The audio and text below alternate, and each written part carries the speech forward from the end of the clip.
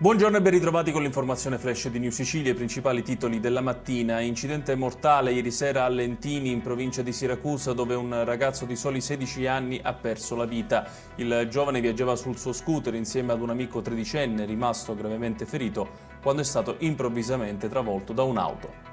Una centrale del riciclaggio di autovetture di lusso è stata scoperta a Fiumefreddo, in provincia di Catania, dai carabinieri all'interno di un garage intestato ad una persona estranea ai fatti. Due le persone denunciate per riciclaggio, un 39enne che aveva la disponibilità delle chiavi del garage e un 49enne. Adesso l'inchiesta che vede indagato l'ex PM del pool antimafia di Palermo, Gioacchino Natoli, per favoreggiamento a Cosa Nostra.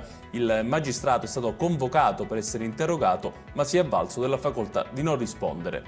Sono partiti oggi in Sicilia i saldi estivi che dureranno fino al prossimo 15 di settembre. Secondo Federconsumatori, i siciliani non destineranno grandi budget per lo shopping per via della preferenza per gli acquisti online e della poca disponibilità dovuta ai vari rincari.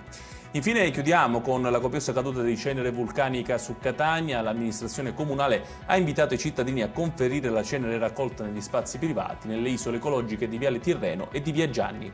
Ed è tutto per questa edizione, tutti i dettagli su queste notizie li trovate come sempre sul nostro sito www.newsicilia.it. Grazie per averci seguito e arrivederci.